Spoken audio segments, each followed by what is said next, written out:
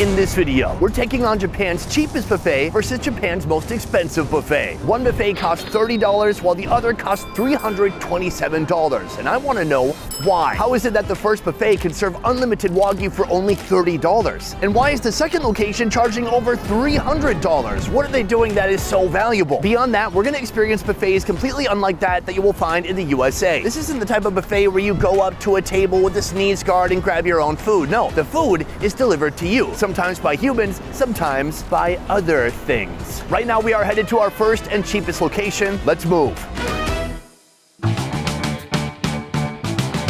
All right, folks, we are headed to our table, and it's a very unique setup that they have here. First of all, they have a two-person dining kind of private situation here with two chairs, but you can also dine alone. Here in this solo dining pod, this is where I'm going to be eating today. This is the perfect opportunity to avoid any awkward social exchanges. You can ignore the other patrons. Nobody has to see the fact that you're dining alone and judge you. No one can even look in your face because look, no servers. It's just you and the food and a computer screen. Let's get started. All right, folks, I'm really doing this. I'm by myself, and the good thing is I'm alone. And the bad thing is I'm alone and nobody can translate, and I need to figure this experience out for myself. Now, got the menu here. The menu does say that there's an English option. What the?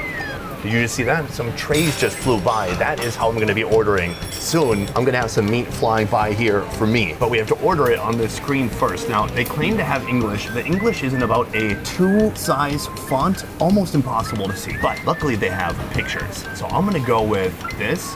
And I'll get some of this with a raw egg. Yes, I would like a raw egg. So there's a whole wide menu full of unlimited things that you can order here, but I'm gonna start with a couple of simple beef options to get things started, and then we're gonna go crazy. Here's the problem. We have 90 minutes. That is the catch, so I gotta move. Ooh. The red light is on. That must mean something. Oh Lord, okay, right here we've got beef, we've got an egg, and we've got more beef. And I'm done, so I'm gonna hit this. Bye, have a great time. That was invigorating. This is beyond dining. This is like an interactive experience. All right, so I've been delivered everything right here. I've got 2 types of beef, and then I've got an egg. I'm gonna whip the egg, and this is gonna be a coating for some of that hot meat when I pull it off the grill. Now, right here we've got the grill. I'm just gonna toss the meat on and get to cooking. To truly appreciate the A4 Wagyu, I'm starting with a regular domestic beef brisket, eaten the Japanese way, with a raw egg dip. Let's go for it. I think that works. Coating the meat with egg, it just adds even more flavor. It's super creamy, especially with that egg yolk. Before we dig into this premium A4 Wagyu, I want to know how they're able to make this buffet so cheap. Sir, put her there. You are the manager here at today's most affordable buffet. I have some questions about how your operation works here because it's different from the country that I hail from. How are you able to have a buffet like this that's so affordable? One of the reasons it's so affordable is because of the conveyor belt in the store, and so they don't have to allocate money to human resources when it comes to serving, and they farm their own cow, so it's a lot cheaper to ship the cows to this specific location. Here you are serving premium A4 Wagyu, but later today I'm going to be trying A5 Wagyu, the top of the top. How big is the difference between A4 and A5? I think a normal consumer will not really be able to tell the difference. I think professionals could tell the difference of A5 rank and A4 rank. To me, this sounds like a test, because not only am I not a normal consumer, I am an over-consumer. So. Finally, it's time for that A4 level Wagyu. Normally, this meat costs $100 to $150 per pound, so let's see if it lives up to the price. This does not require much time at all. I mean, look at that beautiful A4 Wagyu. All right, I'm pulling that meat off. That is a beauty right there. Would you take a look? Let's go for it. Wow, that's remarkably good. It's fatty, juicy, sweet, everything at the same time. I'm trying to hide my joy a little bit because everyone's trying to have a quiet, lonesome experience here, but I'm just exploding with meat joy at the moment. Now, here's the thing. You only get 90 minutes when you're in these pods, and I think I've used already 15. I'm moving very inefficiently because I'm trying to take a video. So I'm gonna order a bunch of meats at one time. Right here, we have some of the meats we just tried. Very thinly sliced beef. Here, even more beef options. They have pork skirt steak, beef skirt steak, salt-flavored beef tongue, garlic flavored tongue, and salt flavored tongue. Well, I'm definitely gonna get some tongue, so let's put that on the menu. Here they have pork galbi, sausage, thick cut bacon, and fatty pork. This is called tail and skin from a chicken, crunchy meaty gristles, and chicken neck. I can't help it. I'm gonna get some Japanese chicken ass and some chicken neck. All right, guys, the food has arrived. First of all, here we have chicken ass and chicken skin. Time to throw these bad boys on the fire. I think that's done. All right, let's pull that off. Our chicken tail and our chicken skin right here. While we try that, I'm gonna put this on next. This is the chicken neck. The skewer has basically cooked off of the chicken skin. I hope this was pre-cooked in some way, because I'm not sure that every nook and cranny cooked all the way through. Let's give it a shot. Wow, yum. Tastes half raw, half burnt. Perfect. How about the ass? Right here, some of the chicken tail, they're calling it. I'm a little bit worried about salmonella, but then I realized I've had raw chicken before in Japan, and I was fine. And that was completely uncooked, so I'm good. Nailed it. The chicken ass is rich, succulent, oily. The best part is they don't have any bone inside. Anytime I've had ass before, like in the Philippines or Taiwan, they had that kind of cartilagey bone on the inside. This is bone-free. Delicious. In the meantime, I think we can take out these necks. Can I be honest? It might be time for a new grill. No, buddy. No, buddy. Nice. Oh, hello. There's a nice old lady here. I pointed to the grill and I've asked her to change it. That is what I need. All right, so I'm gonna grab one of these neck pieces. Are you seeing a neck bone? No, you're just seeing the meat from the neck of the chicken. Let's give it a shot. Kind of bouncy, medium rare. I definitely could have cooked that a little bit longer. But all in all, delicious. So right now we have one meat remaining. This is beef tongue. Oddly enough, it is a perfect circle. Let's throw that on the grill next. And just like that, our beef tongue is complete. Now, beef tongue is one of the most underrated parts of the cow, and it doesn't get the respect it deserves in my homeland, the USA. When you roast it here, of course, everything is cut super thinly. It's very greasy. It's got a lot of fat inside, and it's so tender. Oh no, I hate that. No, I'm just kidding. The texture is different. It's a bit bouncy, spongy. When you bite, it bites back a little bit. Smoky, salty, just pure greasy beef flavor. I am in love.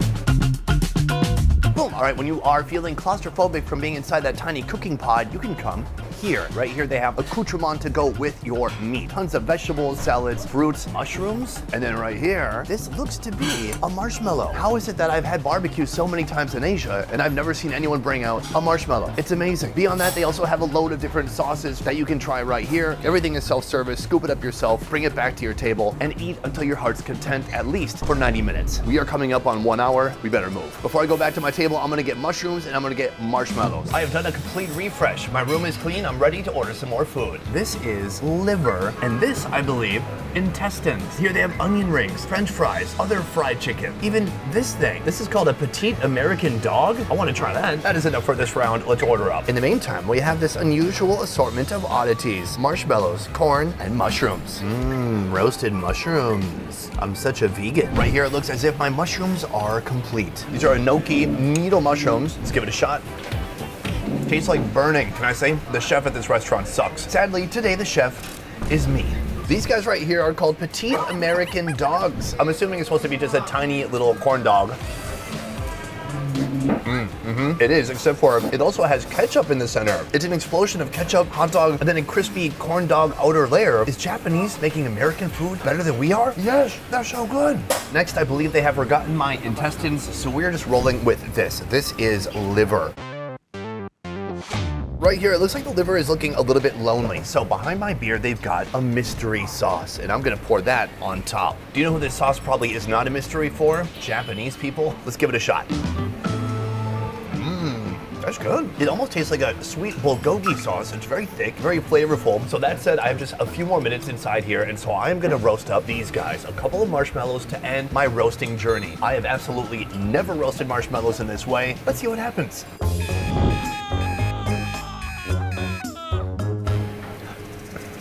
You know, come to think of it, I think I saw roasting sticks up by the vegetables. This is not going great. Remember when I said I would need to change the grill? Look at it now. Roasted Japanese marshmallow. A little burnt, a little creamy. It reminds me of summertime in Minnesota. I love it. Well, folks, my 90 minutes has expired. Am I disappointed in my efforts? Yes, I am. I feel like I didn't truly take advantage of this buffet. Here's my advice. If you come to this one, don't film, just eat. Especially, oh my God, imagine drinking beers, eating meat, listening to Joe Rogan talk about who would win between a grizzly bear and a gorilla. Amazing. This is something I wish they had everywhere. I loved a lot of the meats that I tried, and overall, I think it's just a super fun experience. So that is our very affordable buffet. But next we're going to the most expensive buffet we could find in Japan. But first I want to tell you, if you're planning to travel here to Japan, I highly recommend doing a food tour or food experience through byfood.com. I'll talk about them more at the end of this video, but first let's head to that expensive buffet. We have come to our second location, YAKINIKU te Rokasen. Immediately when you walk into this place, everything feels different. It's bigger, it's more expansive. There's room for waiters and people to come to your table. Here, you're not being served by a machine. Here, you're being served by people. People who are very well dressed, might I add. The gentlemen look handsome. The ladies look very traditional. I like it. Additionally, this is not like the type of buffet where you go up and get your own food. You sit at the table the whole time and you are served on by others. Right now I'm headed to my table where I'm gonna learn how this unique, expensive Japanese buffet works. You do not have to get a buffet as expensive as I'm getting today. There are a few different options in here. The cheapest one is 12,100 yen, but the most expensive one is what I'm getting today. That is the Kobe beef for 48,400 yen. This is brand name beef. So I'm basically eating the Chanel of Wagyu, which is amazing because Chanel also made out of cow. Okay, you understand that, but what are the logistics of ordering? First of all, this. Anytime you need anything, you just hit this button. Now the best part is it's not hardwired in, so you can bring it into the bathroom with you in case you need help. Okay, but I don't want to talk to a human every time I want to order a food. That's why I've got the iPad right here. Look at these pictures, big, clear. Look at this font, readable. So we're gonna get started with our first course, the Kobe beef. All right, here we are. Take a look at that. Look at this meat right here. We have 3 different types of beef. Kobe Wagyu. Yes, Kobe Wagyu. Premium salted beef tongue? Yes. No. Which one is tongue? Oh my God. Oh my God. Premium fillet steak. Yes. Perfect. Thank you so much. Thank you. Arigatou gozaimasu. Arigatou gozaimasu. All right, let's fucking eat. First, we have this, the fillet. Oh my gosh, I'm just gonna put the whole thing on the grill. Now, one thing you're gonna notice right away is a big difference in the size of the meat from our last location. I think the last location used lasers to get the meat very, very thin. Here we got nice, thicker chunks of meat. I'm gonna take this monster piece. Oh lordy. I'm gonna give this a little bit of a dip in the barbecue sauce and let's throw it back. Oh Lord. Now I know why they need walls to separate people, so you don't visually see people moaning with pleasure. That was really good. But it's not just about the difference in quality, it's about the thickness of the cut too. It's so meaty, but so juicy, full of beefy, fat, exploding goodness. Such a satisfying bite. So that is our first cut. Now moving on to this beef tongue right here. Now you saw a beef tongue at our last location. Look how thick this one is. The beef tongue is one of the weirdest appendages of the animal because when it's just in its full tongue form and you're wiggling it around, it looks wild. It does look a bit disgusting. But when you've kind of peeled off the outer layer of the tongue and you've cut it into thin, beautiful strips like this, it looks like steak, but it's gonna have a much different texture. I'm gonna give it a little bit of a dip in my lemon sauce and throw it back. Oh yeah, completely a different experience from that fillet. It's a unique, dense texture, kind of like abalone. If Japan can, they're gonna find a way to breed cows with longer tongues. ChatGPT, invent a cow that has a very long tongue. Take a look at that right there. That's a cow that would know how to pleasure me. I mean, by way of its tongue meat.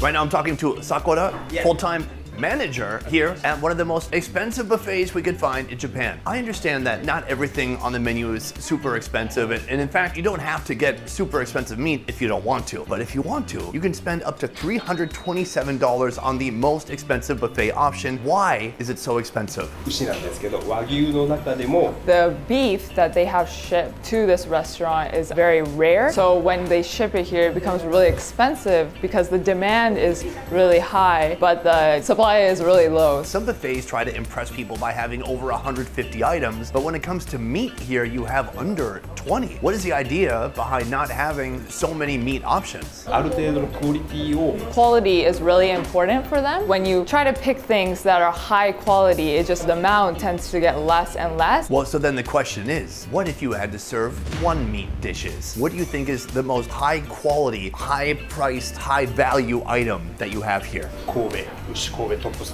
So it would be the Kobe top sirloin. Nice. I'm gonna try that. All right, folks, our meat is finished and it looks phenomenal. The last time I had Kobe beef, I was actually in the city of Kobe, and it was one of the best meat experiences I'd ever had in my life. You had a chef right in front of you, cooking every single bite to perfection. Today, I am that chef. And I gotta say, I'm doing a much better job here than at our first location, where I burned pretty much everything. Cheers.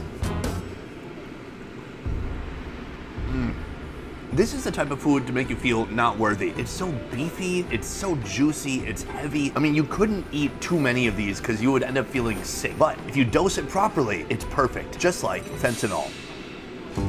So for my next course, just like a mother who doesn't truly love her child, I've got my iPad ready to go. So let's walk through some of the meats they have here. First of all, they have the Kobe rib meat. We just had that. Another form of Kobe, not as expensive. Special filet, we tried that. Beef tongue, we tried that. Moving on to the pork section, what I'm interested in is this right here, the Iberian pork loin. Iberian pork is one of the most expensive types of pork anywhere in the world. It comes from Spain, and it's basically the Wagyu of pork. But I also want to try the Wagyu of the ocean. And now we wait.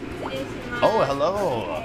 Iberico pork. Thank you very much. Thank you. The pork has arrived. Iberico pork. It's got the sheen of a delicious Japanese sauce on top. And? Crab. Oh, is this a Japanese crab? Yes, crab. Already boiled. Okay, thank you. Our food has arrived. We have our Iberico pork right here, and it doesn't look like pork at all. It actually looks like steak. These pigs are typically raised in forests where they roam freely and feed on acorns, herbs, and grasses, contributing to their unique taste and quality of meat. Let's see how it tastes. Oh, that's a pig. That's a good pig. There's just something naturally sweet about this meat itself. It's so delicious. Pork doesn't get the recognition it deserves, and in Japan especially, beef gets all the attention. But this is something special, and I'm in love. After Wagyu and pork, it is time to take a trip to the sea. Right here we have snow crab. I'm gonna crack this open. All right, let's give it a shot. It's salty and sweet and absolutely delicious. At first, you might look at it, you might think it's a king crab. It is not. This is not imported. It's just brought from, you know, the northern part of Japan. The sweetness is unmatched and it tastes super fresh. From here, it is back to the iPad for one more order. Let's take a look. Now, near the end of the meat menu, you will find some unique items, including fine stomach. Let's get some fine stomach. I also want to get intestine and order sent. Now, you might be asking yourself, hey, Sonny, why would you order that weird stuff? Because I'm at a buffet that costs over $300. I want to understand why they have that uniquely unusual stuff on their menu. Even though the menu is not super extensive, you do make room for some cuts that we would consider unusual in the USA. Like you've got stomach, you have intestine, you have liver. Why still have those organ meats? So as you mentioned, in America, people don't really eat things like stomach or intestine, but when it comes to Japan, like people really like stomach or intestine. So to respond to the needs of the Japanese customers, they still offer such dishes. That was a stunning and elegant way of saying because people like it. At last, our final course is arriving and it's right here. This looks actually better than I expected. Here we have some stomach and some intestine. So we're gonna throw this all on the grill. Now, a cow's stomach has 4 chambers. This is a portion of the stomach from the first chamber known as mino. The mino is a prized cut in Japanese barbecue valued for its chewy texture and slightly fatty flavor. When cooked on a yakiniku grill like this, it becomes tender and juicy with a pleasantly crispy bite on the outside, creating a contrast with its chewy interior. For most people, when they hear cow stomach, they go, no thanks, gross. But when you hear that description, there's just so much more to it, especially when you come to a place like Japan. That said, let's go for it. Unbelievable. First of all, coated in miso. So it has a super deep, savory flavor to it, and then there's like 0 gaminess. It tastes delicious. On to our final food. Right here, some intestine. I've never seen beef intestines like this. First of all, they're not in a tube shape. They're so incredibly fatty. They've reduced in size by about half, and now they're crispy and charred, and they look and smell amazing. Let's go for it. It's so good. A little chewy, kind of like squid texture, not a ton of flavor. This could use a dipping sauce because it was only seasoned with salt, but it's not gamey, there's no funkiness. It's just a nice, crispy, toasty kind of flavor to it. I'm gonna dip one in my barbecue sauce just to give it a little bit more flavor. Oh yeah, the special care that has been given to this unusual, often discarded part of the animal, Japan, you've earned my respect. So this is my final food at this buffet. But from here, I'm gonna step outside and tell you which buffet today gave me the most bang for my buck. Today we ate at two Japanese buffets, a very affordable buffet and a very, honestly, not affordable buffet. $327 is not accessible to anybody. That's not something you save up for. That's a wild amount of money. Today I've been racking myself over and over about which buffet gave me the most bang for my buck. So here's what I've come up with. What I liked about location 1 was the solitude. I liked that I could just sit alone, put in my ear pods, listen to Joe Rogan for 90 minutes and eat a bunch of meat and have beer delivered to me by a machine, not a human. Because do you know what machines don't do? They don't cut you off. Meanwhile, the second location, excellent service, premium quality meats. It was like a dream where I also wish I could have been alone. I just wanted to be alone and eat my meats. But if I had to choose one location that gave me the most bang for my buck, honestly, it's location 1. I want to say location 2 because it's so delicious and the quality is so high, but it is very expensive. Now, if I went there again, what I would do is spend less money. We went a little bit above and beyond with our order today. Probably I would try to order something that's more like $100 and reel it in a little bit. But location 1 was super fun because they had so many foods. You have a machine delivering you the food, and it's a unique way of eating that we just don't have in the USA. So that is my final decision. But before we go, I want to say a huge thank you to the sponsor of this video, byFood.com. Traveling to Japan? Make your trip extra special with an omakase sushi dinner in Tokyo or a ramen cooking class in Osaka through byFood.com. With over 800 tours, classes, and experiences, and over 3,000 restaurants across Japan. Planning a delicious trip has never been easier. Whatever you're craving, you're sure to find it on byFood.com. Anyways, that is it for this video. Thank you so much for watching. I will see you next time. Peace. I mean, you could bring the camera in like that. Peace. Sorry, guys. It's a new camera guy. So, sorry, guys. Sorry if the video looks weird this time. It's a new guy. Here, just for identity purposes, he looks like that. So, don't blame him. He's new. So, peace.